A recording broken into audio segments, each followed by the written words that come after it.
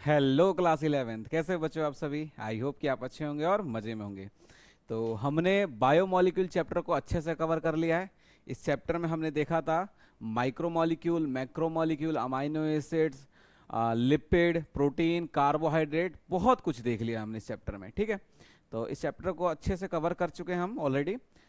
आज हम NCERT exemplar solve करेंगे इस चैप्टर का। इसमें एमसीक्यू दे रखे हैं कुछ, और कुछ इंपॉर्टेंट क्वेश्चन ही बताऊंगा जो कि आपके एग्जाम पॉइंट ऑफ व्यू से भी इंपॉर्टेंट है, जो बोर्ड में क्वेश्चन जो आएंगे उसके पॉइंट ऑफ व्यू से इंपॉर्टेंट है, और साथ ही साथ उसका जो कॉन्सेप्ट है वो कॉन्सेप्ट नीट में या कॉम्पिटिटिव एग्जामिनेशन में पूछा जाता है, तो वो भी मैं बता दूंगा कौन सा क्वेश्चन इंपॉर्टेंट है, कौन सा क्वेश्चन इंपॉर्टेंट नहीं है। वैसे एग्जाम्पलर में दिया तो सारे क्वेश्चन करने चाहिए, एनसीईआरटी के जितने भी क्वेश्चन है करने चाहिए, लेकिन जो क्वेश्चन मैं बताऊंगा उसको थोड़ा सा प्रेफरेंस ज़्यादा दीजिएगा आप लोग। ठीक है, तो देर नहीं करते हैं, चैप्टर इजी था है, तो उसी बिहाफ पे एक बार अपने आप को जज कीजिए कि आपसे एनसीईआरटी एग्जाम्पलर सॉल्व हो रहे हैं कि नहीं हो रहे। वैसे भी मैंने एग्जाम्पलर के बहुत सारे क्वेश्चन लेक्चर में इंक्लूड किए हैं। जब मैं पीपीटी बनाता था तो इसके एक दो क्वेश्चन क्रॉप करके डाल देता था उस पीपीटी में। आज क्या करना है आपको, कॉपी पेन लेके बैठिए, और जैसे ही क्वेश्चन दिखाऊंगा वैसे ही वीडियो को पॉज करना है। बेसिकली वीडियो रिकॉर्डेड वीडियो जाएगा आपके आपके पास आपके चैनल पे। तो आपको क्या करना है कि जैसे क्वेश्चन आया वीडियो को पॉज कीजिए, उसका आंसर लिख लीजिए, और फिर उसके बाद चेक कीजिए, और लास्ट में कमेंट करके बताइए कि आपके कितने क्वेश्चन सही हुए और कितने क्वेश्चन गलत हुए। ठीक है, तो चलिए सॉल्व करते हैं। अब मेरे को जहां तक मुझे अंदाजा है कि आप पहले क्वेश्चन में ही गलती करेंगे, तो चलिए देखते हैं एक बार। It is said that elemental composition of living organism and that of inanimate objects like earth crust are similar in the sense that all the major element are present in both। कह रहा है कि एक living organism में और अर्थ crust, ठीक है, यानी कि पूरे अर्थ में जितने भी केमिकल प्रेजेंट होते हैं, जितने भी केमिकल प्रेजेंट है अर्थ में, वही केमिकल हमारे बॉडी के अंदर यानी कि लिविंग ऑर्गेनिज्म के अंदर प्रेजेंट होता है। बस फर्क होता है तो कंपोजिशन का, है ना। किसी में परसेंटेज का फर्क होता है, किसी में ज्यादा मिलता है, किसी में कम मिलता है। ठीक है, तो वही बता रखा है कि लिविंग ऑर्गेनिज्म और अर्थ क्रस्ट में जितने एलिमेंट प्रेजेंट होते हैं, या अर्थ क्रस्ट बोल लीजिए कि अर्थ क्रस्ट में जितने एलिमेंट प्रेजेंट होते हैं, सेम केमिकल या सेम एलिमेंट हमारे बॉडी के अंदर भी प्रेजेंट होते हैं, यानी कि लिविंग ऑर्गेनिज्म के अंदर प्रेजेंट होते हैं। ठीक है, उसी के रिगार्डिंग आपको एक करेक्ट स्टेटमेंट देखना है इसमें। ठीक है, then what would be the difference between these two group. क्या डिफरेंस है, मैंने बताया परसेंटेज का, किसी में ज्यादा मिल सकता है, हो सकता है कुछ एलिमेंट अर्थ क्रस्ट पे ज्यादा है लेकिन हमारे बॉडी के अंदर कम है, और ये भी हो सकता है कि कुछ एलिमेंट हमारे बॉडी के अंदर ज्यादा है लेकिन अर्थ क्रस्ट पे कम है। ठीक है, लेकिन मिलेंगे दोनों दोनों जगह ही। जैसे मान लीजिए कार्बन बाहर भी मिलेगा तो हमारे बॉडी के अंदर भी मिलेगा, हो सकता है कि बाहर कार्बन कम है, हमारे बॉडी के अंदर ज्यादा है। चलिए, choose a correct answer from among the following. देखिए, living organism have more gold in them inanimate object like earth crust. ठीक है, तो पहले कह रहा है कि जो लिविंग ऑर्गेनिज्म है उसके पास गोल्ड ज्यादा होता है। ऐसा कुछ नहीं है भाई, ऐसा कुछ नहीं है। अगर हमारे अंदर गोल्ड ज्यादा होता तो हम किडनी नहीं बेचते, अपने शरीर से गोल्ड को प्योरीफाई कराते, उसको एक्सट्रैक्ट कराते और बेच देते, है ना। ऐसा कोई नहीं, तब ना तब अगर मान लीजिए हमारे बॉडी में गोल्ड ज्यादा मिलता है तो लोग आपको किडनैप करके आपकी किडनी नहीं निकालते, सीधा गोल्ड से मतलब कि आपके ब्लड से गोल्ड खींचते हैं कि कोई बात नहीं, गोल्ड मिल जाए, इसी को बेच के आईफोन ले लेंगे हम, है ना। तो पहला स्टेटमेंट तो गलत है। दूसरा, living organism have more water in their body than inanimate object. Living organism, ठीक है, सही है, ज्यादा तो नहीं कहेंगे, दोनों है बराबर। 70% अर्थ पे भी वाटर है और हमारे बॉडी के अंदर भी, तो बराबर है, ये भी स्टेटमेंट सही नहीं है। Living organism have more carbon, oxygen and hydrogen per unit mass than inanimate object. Very important, ये इंपॉर्टेंट है और यही सही आंसर है।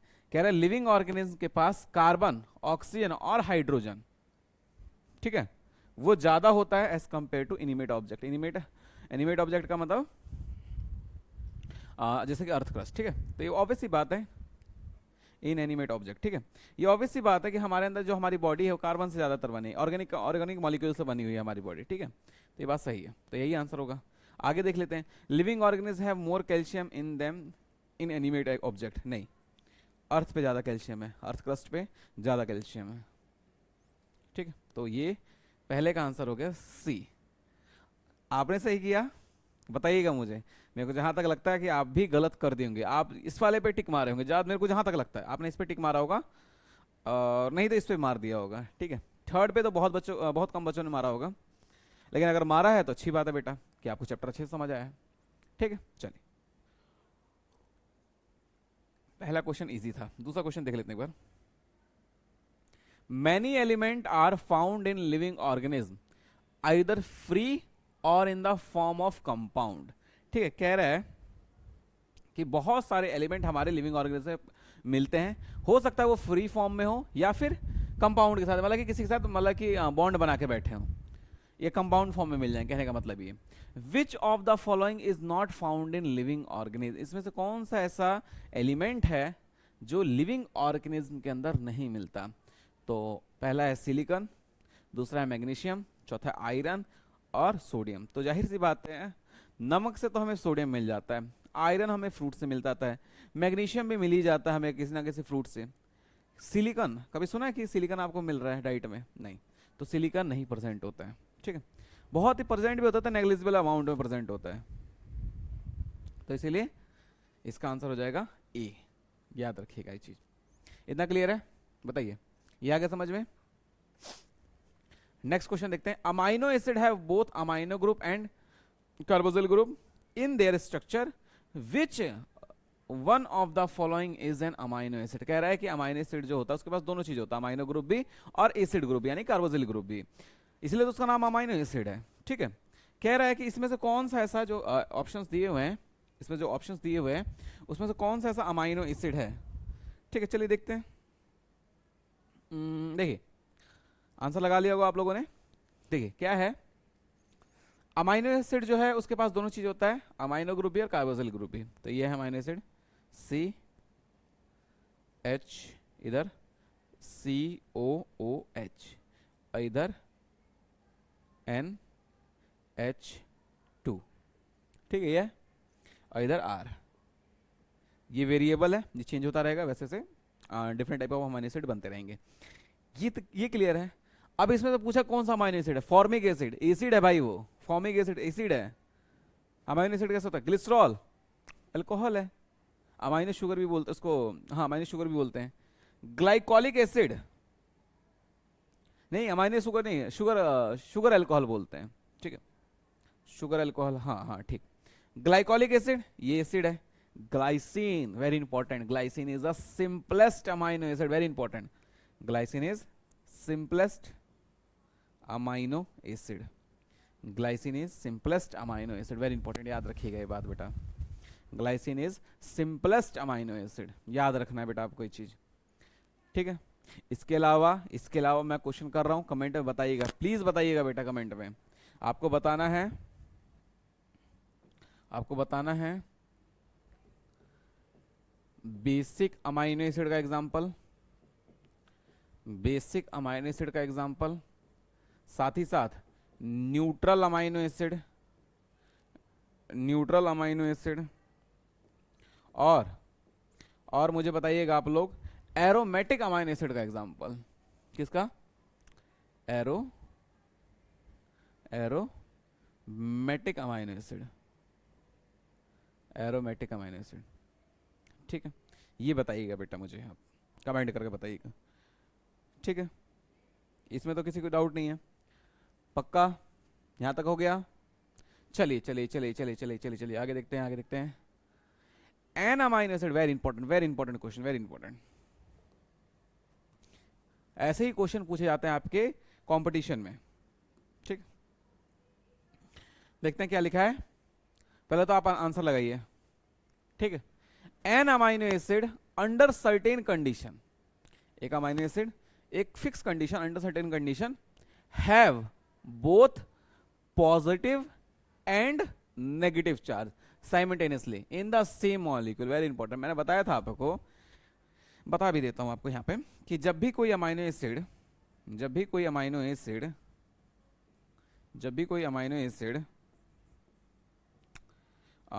एसिड में प्रेजेंट होता है, एसिडिक पीएच में प्रेजेंट होता है, कहने का मतलब ये है, तो जाहिर सी बात है एसिड में क्या ज्यादा होगा? H plus ion.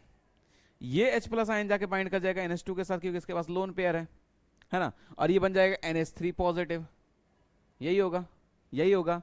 तो याद रखना है कि अमाइनो एसिड एसिडिक मीडियम में कैसा होता है? पॉजिटिव चार्ज होता है।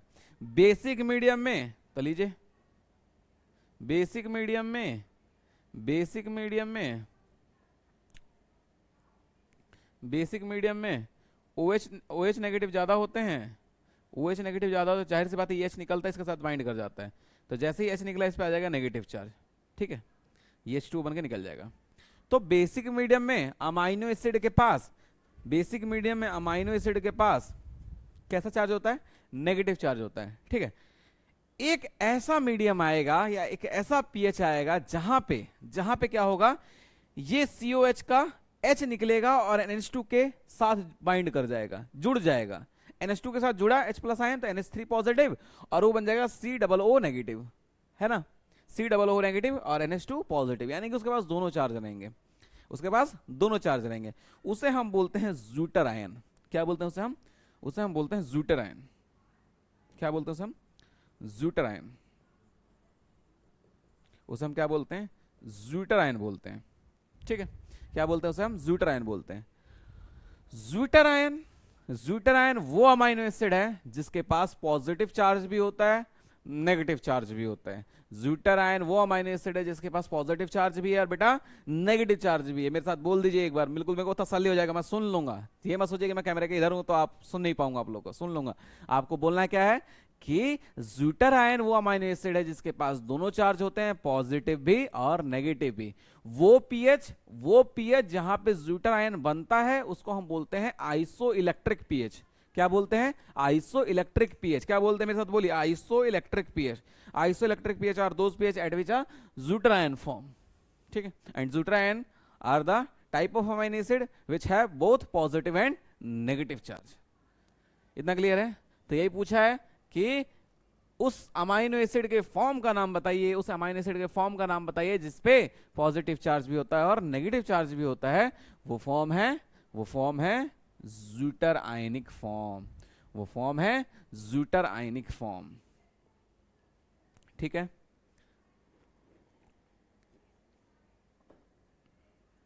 ये क्लियर हो गया, ये क्लियर हो गया बेटा। चलिए चलिए चलिए चलिए, ला एक मिनट, ठीक, चलिए आ जाइए। Sugar are technically called carbohydrate, बिल्कुल सही बात है, इसकी डेफिनेशन में बताए थे। Sugar is a polyhydroxy carbonyl compound that contain at least one chiral centre. Sugar एक पॉलीहाइड्रोक्सी कार्बोनिल कंपाउंड है जिसके पास कम से कम एक कायरल सेंटर है, तभी वो कार्बोहाइड्रेट है, वरना कार्बोहाइड्रेट नहीं है। टेक्निकल डेफिनेशन है ये, भले डेफिनेशन आपको 11th क्लास के बायोमोलिक्यूल में समझ आई हो या ना आई हो, वैसे मैंने पूरी कोशिश की आपको समझाने की। इधर आया चाहे नहीं आया, आपको 12th में आ जाएगा। क्यों? क्योंकि 12th में आप सब पढ़ लेंगे, chiral molecule, optical active, optical inactive, वो सारी बातें आप पढ़ चुके होंगे, तब आपको और अच्छे से समझ आए। क्योंकि उसमें कार्बोनिल कंपाउंड आएगा, एल्डिहाइड पढ़ेंगे आप, कार्बोक्सिलिक एसिड ग्रुप पढ़ेंगे, एस्टर पढ़ेंगे। तो जैसे जैसे पढ़ेंगे वैसे वैसे वो टर्म समझ आ जाएगा। अभी हो सकता है कि आपको थोड़ा मेमोराइज करना पड़ा हो, है ना, तो कोई बात नहीं बेटा, होता है, सबके साथ होता है, आपके साथ भी हो रहा है, मेरे साथ भी हुआ है। ऐसा नहीं है कि मैं आया कोई मंगल ग्रह से उतर के आया था कि मुझे पहली बार में ही याद हो गया था, नहीं, मुझे भी दिक्कत हुई थी, आपके तरह ही दिक्कत होती हो, ये हो सकता है आपसे ज़्यादा दिक्कत हुई हो, है ना। उसको सीखने में मुझे ज़्यादा टाइम लगा है। मैं वो ड्रॉबैक्स जान सकता हूँ आप लोग के कि जहाँ पे आप गलती करते हैं। मैं सारे उस जो कहते हैं ना कि पॉइंट है जो आप लोग का कि जहाँ पे आप गलती करेंगे, उस पॉइंट से मैं गुजर चुका हूँ, है ना, इसीलिए मैं टीचर बना, नहीं तो मैं भी कोई अच्छे पोस्ट पे रहता, ठीक है। चलिए कोई बात नहीं। Sugar are technically called carbohydrates referring to the fact that their formula are only multiple of CH2O, ठीक है, CH2O hexose therefore have a 6 carbon 12 hydrogen and 6 oxygen. कह रहा है कि जो कार्बोहाइड्रेट है, जो शुगर है उसको टेक्निकली वो कार्बोहाइड्रेट होते हैं, ठीक है। कह रहा है कि इसका जो जनरल फॉर्मूला है वो है CH2O, ठीक है, इसका NN लिख दीजिए, ये जनरल फॉर्मूला है। जनरली ऐसा नहीं, टेक्निकली गलत भी है। मान लीजिए ग्लिसरिक एसिड है, सॉरी ग्लिसरिक कह रहा हूँ, एसिटिक एसिड है, वो भी इस फॉर्मूले में आ जाता है, लेकिन वो एसिड है, कार्बोहाइड्रेट तो है नहीं, इसीलिए ये टेक्निकली ये ठीक नहीं है, वैसे बोल दिया जाता है। ज़्यादातर केसेस में आपको मिल जाएगा, ऐसा नहीं है कि नहीं मिलेगा, मिल जाएगा आपको। तो कह रहा है कि ये जनरल फॉर्मूला है, जैसे कि उसने एग्जांपल दे दिया ग्लूकोज का। ग्लूकोज एक हेक्सोज है, उसमें भी मतलब कि 6 कार्बन होते हैं, 12 हाइड्रोजन होते हैं और 6 ऑक्सीजन होते हैं।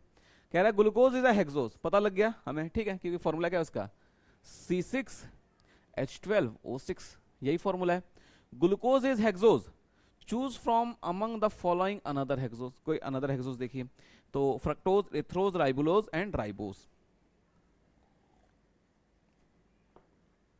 कहने का मतलब क्या है इसमें, देखिए कि आपको हेक्सोज जैसा यानी ग्लूकोज जैसा ही मॉलिक्यूल ढूंढना है, तो जाहिर सी बात है ग्लूकोज का फॉर्मूला C6H12O6, तो सिमिलर फॉर्मूले वाले ही ढूंढेंगे। C6H12O6 क्या है बताइए, सोचिए आप लोग, मैंने बताया है इसको।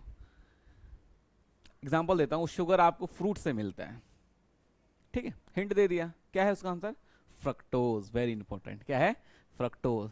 और ज्यादातर बच्चों ने सही किया है, जो बच्चा मेरे से पढ़ा वो सही किया ही होगा, पक्की बात है, इसमें मेरा कॉन्फिडेंस है, ठीक है। अगर गलत किया है बेटा, तो अगर पकड़े गए तो बहुत मारूंगा मैं, ठीक है। तो फ्रक्टोज इसका आंसर है। फ्रक्टोज और ग्लूकोज में फर्क किस चीज का होता है, फंक्शनल ग्रुप का। जो ग्लूकोज है उसके पास होता है एल्डिहाइड, और फ्रक्टोज के पास होता है कीटोन ग्रुप। फ्रक्टोज के पास कीटोन होता है और उसके पास एल्डिहाइड होता है। याद रखिएगा, ये चीज याद रखना आपको, दिल से बिल्कुल दिल में बिठा लीजिए ये बात, कि ग्लूकोज के पास होता है एल्डिहाइड और फ्रक्टोज के पास होता है कीटोन। तो फिफ्थ का आंसर हो गया ए। फिफ्थ का आंसर क्या हो गया, ए हो गया। सिक्स्थ क्वेश्चन देखते हैं। Sixth question when you take cell, ठीक है, या फिर टिश्यू पीस, ठीक कह रहा है कि या जब आप एक सेल को लेते हैं या फिर टिश्यू का पीस लेते हैं। अब ये नहीं कि मैंने एग्जांपल दिया था लीवर वाला, था आप अपना लीवर निकाल के बैठ गए, है ना, ऐसा मत करना भाई। पत्ते से भी काम चल जाता है, सब्जी से भी काम चल जाएगा, जो हरी सब्जी आती है, या पालक आया घर में तो पालक का पत्ते से भी काम चल जाएगा, उसमें भी टिश्यू है। एंड ग्राइंड देम, ठीक है, उसको मथ दिया, ग्राइंड, हाँ ठीक है, विद एन एसिड, ठीक है, उसमें एसिड भी मिलाया, किसमें मिलाया, मोटर एंड पेस्चल, मोटर एंड पेस्चल की मदद से उसको ग्राइंड मिक्स कर दिया, है ना। मैंने बताया था वो एसिड भी डालते हैं, कौन सा, trichloro acetic acid. Trichloro acetic acid का फॉर्मूला याद रखिएगा बेटा आप लोग। ट्राइक्लोरो एसिटिक एसिड लिख देता हूं मैं, CCl3, इधर COOH, ये क्या है आपका, trichloro acetic acid. Trichloro acetic acid, trichloro acetic acid, ठीक है, trichloro acetic acid. All the biomolecule dissolve in the acid, ठीक है, सही बात है। Protein, polysaccharide, nucleic acid are insoluble in mineral acid. क्यों, क्योंकि क्या है ये प्रोटीन, पॉलीसेकेराइड और न्यूक्लिक एसिड क्या है, मैक्रोमोलिक्यूल है, ठीक है, ओके। एंड गेट प्रेसिपिटेटेड, ठीक है, और वो इकट्ठा हो चुके थे कहाँ पे, फिल्टर पेपर के, जो फिल्टर पेपर या चीज क्लॉथ से जब हमने छाना था तो उसके ऊपर आ गए थे, रिटेंटेड बोल रहे थे इन लोग को हम। The acid soluble compounds include amino acid, nucleoside, small group sugar etcetera. When one add the phosphate group to nucleoside, one get another acid soluble biomolecule, ठीक है, सॉरी, कह रहा है कि जब हम एक फॉस्फेट ग्रुप ऐड करते हैं न्यूक्लियोसाइड के अंदर, one get acid soluble biomolecule, एक एसिड सॉल्युबल बायोमोलिक्यूल मिलता है। क्या मिलेगा आप सोचिए, कह रहा है न्यूक्लियोसाइड में क्या जोड़ा आपने, न्यूक्लियोसाइड में क्या जोड़ दिया, न्यूक्लियोसाइड में जोड़ दिया आपने फॉस्फेट। अब ये मैं बोलूंगा नहीं, जब भी न्यूक्लियोसाइड में फॉस्फेट जुड़ता है तो क्या बनता है बेटा, क्या बनता है, न्यूक्लियोटाइड बनता है। क्या बनता है, न्यूक्लियोटाइड। और जब बहुत सारे न्यूक्लियोटाइड आपस में मिलते हैं, तो क्या बन जाता है, न्यूक्लिक एसिड बन जाता है। और न्यूक्लिक एसिड दो तरह का होता है, डीएनए और आरएनए। डीएनए आरएनए में फर्क क्या है, डीएनए के पास डीऑक्सीराइबोज शुगर होता है, आरएनए के पास राइबोज शुगर होता है। डीएनए पे कार्बन नंबर सेकंड पे ऑक्सीजन एब्सेंट होता है, लेकिन उस पे प्रेजेंट होता है, इसीलिए उसका डीऑक्सी या राइबोज, ठीक है, वो ज्यादा स्टेबल है, ठीक है, कौन, डीएनए ज्यादा स्टेबल है, आरएनए कम स्टेबल है, लेस स्टेबल है। डीएनए जो है उसके पास थाइमीन प्रेजेंट होता है, आरएनए के पास यूरेसिल प्रेजेंट होता है। तो ये याद रखना है आपको, डीएनए और आरएनए का डिफरेंस। तो इसका जो आंसर है दैट इज अ डी। ठीक है, इतना आ गया समझ में, इतना क्लियर है, इतना समझ आ गया, इतना तो आसानी लग रहा होगा आपको यहां तक। तो चलिए एक क्वेश्चन और देखते हैं। When we homogenize any tissue in an acid, the acid soluble pool represent, कह रहा है कि जब हम किसी क्या किसी टिश्यू को होमोजेनाइज करते हैं, मतलब कि मिक्स करते हैं किसमें, एसिड में, ठीक है। तो जो एसिड सॉल्युबल जो हमें मिलता है, जो एसिड के अंदर जो घुला हुआ चीज मिलता है, वो किसको रिप्रेजेंट करता है? तो देख लीजिए, पहला है साइटोप्लाज्म, दूसरा सेल मेम्ब्रेन, तीसरा न्यूक्लियस और चौथा है माइटोकॉन्ड्रिया। तो ऑब्वियस सी बात है किसको रिप्रेजेंट करता है? वो साइटोप्लाज्म को रिप्रेजेंट करता है। ये मैंने लेक्चर के दौरान बताया था आपको, साइटोप्लाज्म, ठीक है, जिसको सेलुलर पूल भी बोला जाता है। क्या बोला जाता है? Cellular pool. सेलुलर पूल याद है कुछ इस टाइप का? Cellular pool, the most abundant component in living organism, very important, most abundant living, most abundant component of living organism. इसका आंसर बताइए। ये क्वेश्चन एक बार ऐसे ही सिमिलर क्वेश्चन था, मुझे पता याद है, उसमें बहुत गलती हुई थी। शायद मैंने कार्बोहाइड्रेट और प्रोटीन को लेकर थोड़ा सा मिस्टेक किया था, ऑप्शन में गलती हो गई थी, मेरे से ही गलती हुई थी, शायद मेरे को याद नहीं है। चले कोई नहीं, इसका आंसर बताइए आप, हटाइए। Most abundant component of living organism, protein, water, sugar, nucleic acid. बताइए हमारे बॉडी में सबसे ज़्यादा क्या प्रेजेंट है इन ऑप्शन में से? ऑब्वियस सी बात है वाटर प्रेजेंट है, 70% तो पानी है हमारे शरीर में, ठीक है, तो वाटर, ठीक है, इजी है, इसमें क्या दिमाग लगाना है।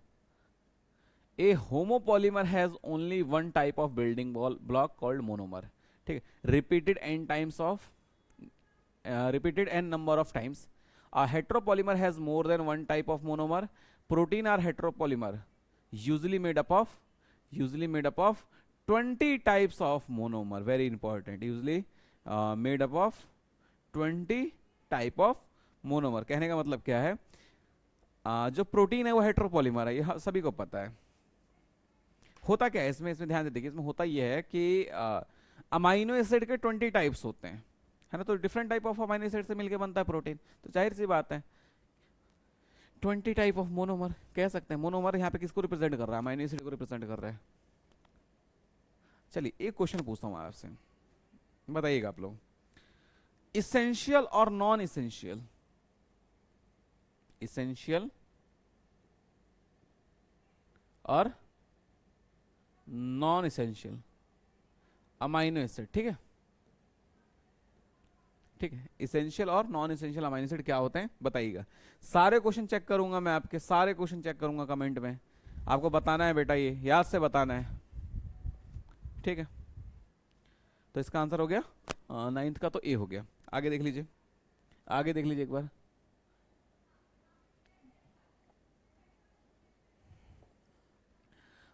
Protein perform many physiological function, protein perform many physiological function, for example some function as an enzyme, which of the following represent the additional function that some protein discharge, ठीक है। कह रहा है कि जो प्रोटीन है उसका बहुत सारा फिजियोलॉजिकल फंक्शन होता है, कभी कभी आप रिसेप्टर के फॉर्म में देखेंगे, कभी आप उसको एंजाइम के फॉर्म में देखेंगे, कभी आप उसको हार्मोन के फॉर्म में देखेंगे। तो वही पूछा है कि एंजाइम के अलावा इसमें से कौन सा ऐसा फंक्शन है जो प्रोटीन परफॉर्म करता है। तो देखिए, antibiotic, pigment conferring colour to skin, pigment making colour of flower, hormones, अभी बताया मैंने, हार्मोन भी प्रोटीन से मिलके बने होते हैं, हार्मोन भी प्रोटीन से मिलके बने होते हैं, याद रखना है। इंसुलिन, ठीक है, वो भी क्या है? प्रोटीन, प्रोटीनिशियस हार्मोन है। हाँ जी। Glycogen is a homopolymer, glycogen है क्या पहले तो ये बताए मुझे, ग्लाइकोजन है क्या? सुना है कभी? ग्लाइकोजन को बोलते हैं एनिमल स्टार्च बोलते हैं ग्लाइकोजन को। ग्लाइकोजन क्या होता है? जैसे हमारी बॉडी ग्लूकोज को इकट्ठा करती है इन द फॉर्म ऑफ ग्लाइकोजन, ठीक है, याद रखिएगा। जैसे प्लांट में प्लांट जो अपना फूड जो है ग्लूकोज बनाता है और ग्लूकोज को इकट्ठा करता है, ठीक है, इकट्ठा करता है इन द सेंस कि मतलब कि वो भी स्टोर करता है स्टार्च के फॉर्म में, है ना, आलू के अंदर स्टार्च होता है, देखा ही होगा आपने। उसी प्रकार से ह्यूमन बॉडी जो है, ह्यूमन बॉडी में जो लीवर है वो क्या करता है? ग्लूकोज को स्टोर करता है as a form of glycogen. तो glycogen is a homopolymer made up of, obvious सी बात है, ग्लूकोज यूनिट, ऑब्वियस सी बात है, ग्लूकोज यूनिट, ठीक है, इतना याद रखना आपको। चलिए the number of and in glycogen molecule would be, ठीक है, कह रहा है कि ग्लाइकोजन के अंदर नंबर ऑफ एंड कितना हो सकता है, ठीक है। तो देखिए बिल्कुल इजी आंसर है ये, ज़्यादा टफ नहीं है, ध्यान से देखिए इसमें, ठीक है। पहला ऑप्शन है equal to the number of branches plus one, नहीं, equal to the number of branches 0.1, ठीक है, ब्रांचेस पॉइंट नहीं, और तीसरा है 1 2 1 on the left side and another one the right side. ये आंसर सही है, ये एनसीईआरटी की लाइन से क्वेश्चन है, ये आंसर सही है, ठीक है, 12th का B. Next question, the primary structure of protein molecule has कह रहा है जो प्राइमरी स्ट्रक्चर होता है प्रोटीन मॉलिक्यूल उसमें कितने एंड्स होते हैं। तो याद रखिए इसको पहले एक समझना पड़ेगा आपको, कैसे, एक मैं ले लेता हूं पेज एक्स्ट्रा।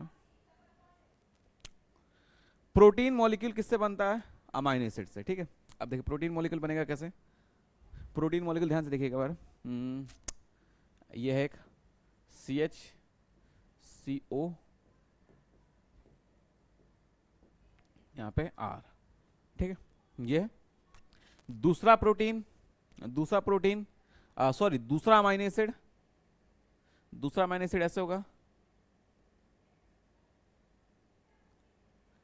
NH2 को ऐसे लिख देता हूं मैं, NH, ठीक है, और इधर CH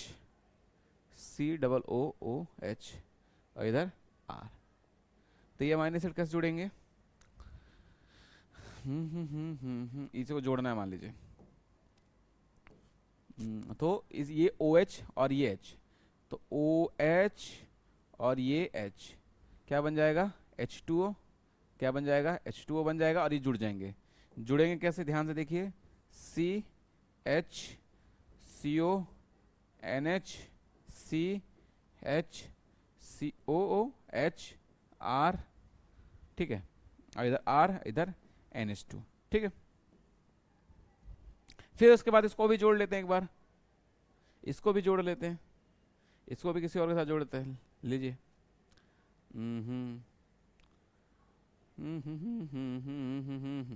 यहाँ पे मान लीजिए मैं ऐसे लिख देता हूँ, ठीक है, सिंपल सा, ठीक, इसको जोड़ा। उसी प्रकार से फिर OH और ये H क्या निकल जाएगा, H2O, ठीक है, क्या बनेगा फिर से, ये फिर से क्या बनेगा, देखिए ध्यान से, अब देखिए कैसा बन रहा है, CR NH2 CO NH, फिर CH, ये ऊपर H R, ठीक है, फिर उसके बाद CONH, फिर C, फिर H, फिर CO, फिर H। मान लीजिए इसके आगे भी जुड़ गया, तो इसके आगे जोड़ते मैं ऐसे लिख सकता हूं, NH CH COH, यहाँ पे लिख देता हूँ मैं CH3 लिख देता हूँ, ठीक है, एग्जाम्पल के तौर पे। ध्यान से देखिए जब भी आगे बढ़ता जाएगा, भले प्राइमरी स्ट्रक्चर में ऐसे लीनियरली जुड़ते हैं अमाइनो एसिड, आगे बढ़ता जाएगा लेकिन हमेशा एक चीज खाली रहेगा, क्या, लास्ट में हमेशा एक चीज खाली रहेगा, इसका ये NH2 और लास्ट वाले का ये COOH, है ना, यही खाली है। तो इसीलिए प्राइमरी चेन में दो एंड बन जाते हैं, एक एंड ये NH2 वाला और दूसरा ये COOH वाला, यही है, एक NH2 वाला और दूसरा COOH वाला, ये दो एंड बन गए। इस एंड को बोलते हैं हम लोग एन एंड, क्या बोलते हैं, एन एंड, और इसको बोलते हैं हम लोग सी एंड, क्या बोलते हैं, सी एंड बोलते हैं, एन एंड और सी एंड। तो प्राइमरी स्ट्रक्चर ऑफ प्रोटीन में कितने एंड होते हैं, दो एंड होते हैं, कौन कौन से, एन और सी, एन और सी। कैसे बनते हैं वो मैंने बता दिया, ठीक। तो इसका आंसर आ जाएगा, इसका जो आंसर आएगा वो है टू एंड, यानी कि ए। क्लियर है चीज, क्लियर है चीज, इजी है, इजी है, ठीक है। अब देखते हैं नेक्स्ट क्वेश्चन, जो कि एनसीईआरटी एग्जाम्पलर का लास्ट एमसीक्यू है। उसके बाद मैं कुछ इंपॉर्टेंट एमसीक्यू इंपॉर्टेंट क्वेश्चन बताऊंगा।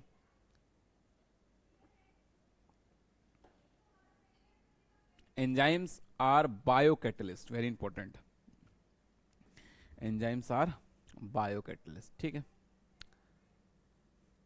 दे कैटलाइज बायोकेमिकल रिएक्शन, सही है।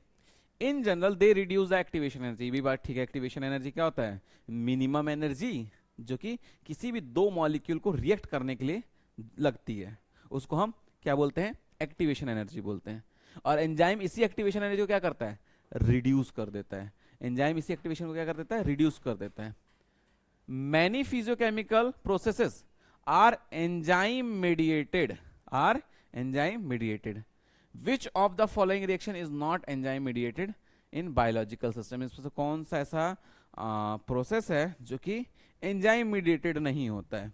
ठीक है, तो पहला है dissolving of CO2 in water, ठीक है।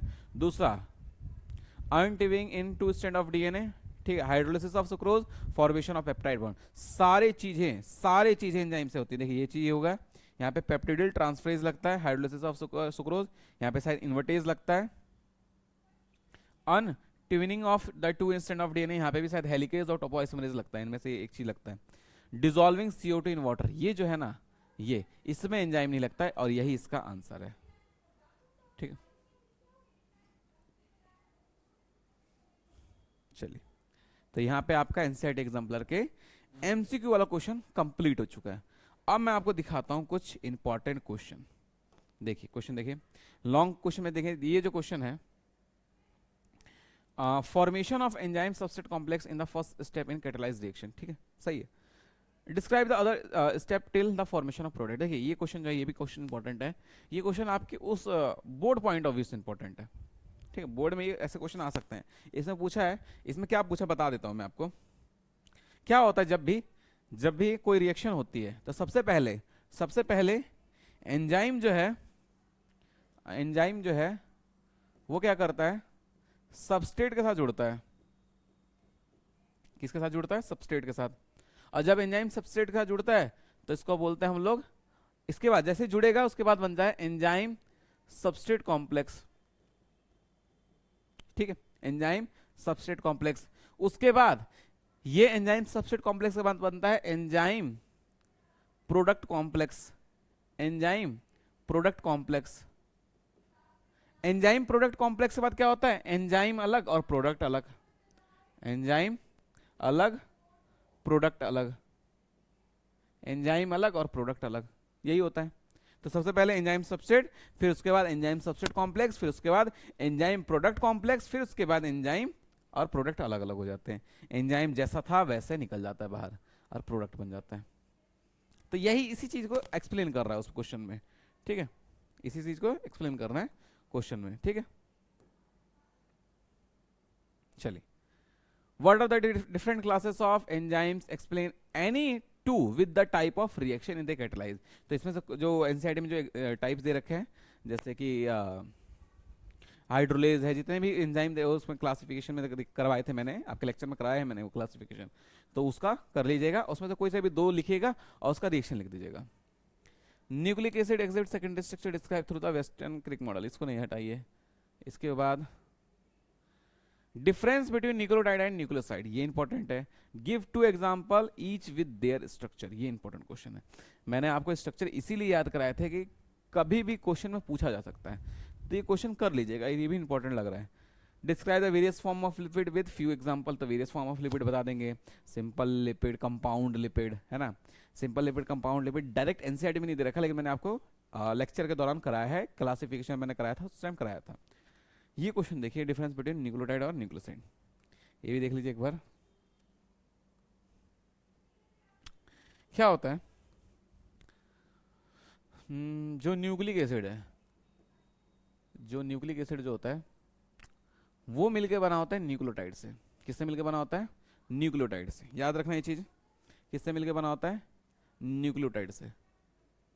न्यूक्लियोटाइड, न्यूक्लियोटाइड जो है याद रखिएगा, न्यूक्लियोटाइड जो इसके पास होता है 3 चीज, राइबोस शुगर, ठीक है, राइबोस शुगर, और क्या होता है? नाइट्रोजिनस बेस, और होता है फॉस्फेट, ये 3 चीज होता है न्यूक्लियोटाइड के अंदर। राइबोस शुगर और नाइट्रोजिनस बेस जब जुड़ते हैं, तब बनता है आपका न्यूक्लियोसाइड। क्या बनता है, न्यूक्लियोसाइड बनता है। ठीक है, क्या बनता है, न्यूक्लियोसाइड। जब न्यूक्लियोसाइड के साथ ये फॉस्फेट जुड़ जाता है, जब ये न्यूक्लियोसाइड के साथ ये फॉस्फेट जुड़ जाता है तो बनता है आपका न्यूक्लियोटाइड। क्या बनता है, न्यूक्लियोटाइड बनता है। क्या बन जाता है, न्यूक्लियोटाइड बन जाता है। तो याद रखिएगा, न्यूक्लियोसाइड और न्यूक्लियोटाइड के पास फर्क किस चीज का, फॉस्फेट का है। न्यूक्लियोटाइड के पास फॉस्फेट होता है, न्यूक्लियोसाइड के पास फॉस्फेट नहीं होता है। ठीक है, इतना क्लियर हो गया, इतना क्लियर हो गया। एक चीज एक्स्ट्रा बात बताऊंगा मैं, राइबोस शुगर और नाइट्रोजनस बेस, राइबोस शुगर और नाइट्रोजनस बेस ग्लाइकोसिडिक बॉन्ड के थ्रू जुड़ते हैं। किस बॉन्ड के थ्रू, ग्लाइकोसिडिक बॉन्ड के थ्रू। ठीक, याद रखिएगा, बस याद रखना है आपको, बस याद रखना है बेटा, ज्यादा नहीं, बस याद रखना है। राइबोस शुगर और नाइट्रोजनस बेस किस बॉन्ड के थ्रू जुड़ते हैं, एन ग्लाइकोसिडिक बॉन्ड। ठीक है, बस। चलिए नेक्स्ट क्वेश्चन देख लेते हैं एक बार। ठीक है, वेरियस फॉर्म ऑफ लिपिड। ठीक है, उसके बाद ये भी बता दीजिए, cotton fibre, exoskeleton of cockroach, chitin, सब ये सब बता दीजिए क्या किसका मतलब पॉलीमर होता है।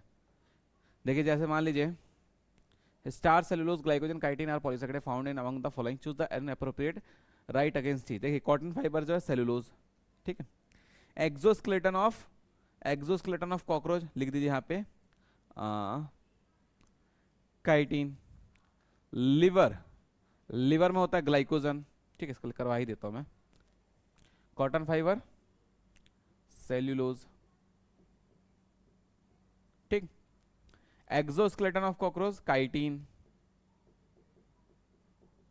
ठीक है, liver glycogen, peeled potato starch.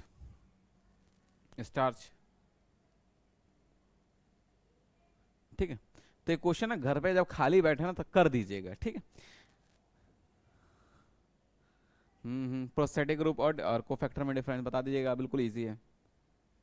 Right and name of any one amino acid, sugar, nucleotide and fatty acid. किसी का भी एक नाम बता दीजिए। अमाइनो एसिड ग्लाइसिन, शुगर का ग्लूकोज, न्यूक्लियोटाइड का लिख दीजिए, कोई सा भी न्यूक्लियोटाइड का बना दीजिए। जैसे कि मान लीजिए ये है क्या नाम है, एडेनिन जोड़ के बना दीजिए, चाहे यूरेसिल जोड़ के बना दीजिए, कुछ भी एक बना देना आपको। फैटी एसिड का बता दीजिए, पामेटिक एसिड है। ठीक है, एरिगोनिक एसिड है।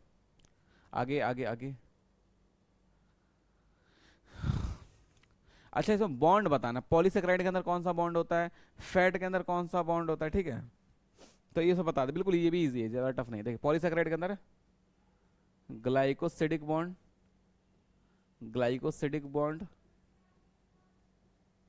ठीक है, glycosidic bond.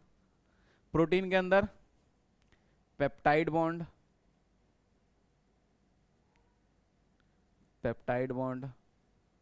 Fat ester bond. Water hydrogen bond. ठीक है, ये बना लीजिएगा, कर लीजिएगा। आगे आगे आगे आगे आगे आगे आगे। अरे ठीक है, ये भी इजी है, ये भी कर लीजिएगा, ज़्यादा टफ नहीं है। ठीक है, तो यहाँ पे आपका एनसीईआरटी एग्जाम्पल खत्म हो गया। जिस क्वेश्चन में अगर डाउट आता है, मान लीजिए कोई पर्टिकुलर क्वेश्चन में अगर डाउट आ जाए तो कमेंट करके पूछ लीजिएगा, मैं बता दूंगा, लाइव लेक्चर में ही बता दूंगा, चिंता मत कीजिए। ठीक है, चलिए ये हो गया। तो आज के लिए इतना ही रखते हैं, मिलेंगे नेक्स्ट लेक्चर में बेटा। नेक्स्ट लेक्चर में एक नया चैप्टर शुरू होगा। हाँ, जो छुट्टी चल रही है आपकी, इस छुट्टी में रेस्पिरेशन इन प्लांट चैप्टर खत्म करा दिया मैंने, और साथ ही साथ उसका एग्जाम्पलर भी सॉल्व करा है, तो बेटा वो जरूर कीजिएगा आप प्लीज। वो आप ही के लिए लेक्चर बनाए। दिवाली चल रही है, ठीक है, मैं मानता हूँ कि आप कहेंगे कि भैया एंजॉय करना, बिल्कुल कीजिए बेटा। दिवाली रोज नहीं आती, कोई बात नहीं, एंजॉय कीजिए। ये लेकिन याद रखिएगा क्लास 11th भी रोज नहीं आते हैं, आपके एग्जाम भी रोज नहीं आते हैं, तो उस हिसाब से दोनों का बैलेंस बना के रखिए। थोड़ा सा पढ़ लीजिए, ज़्यादा नहीं, 40-50 मिनट का लेक्चर है, एक लेक्चर है बस 1 घंटे का।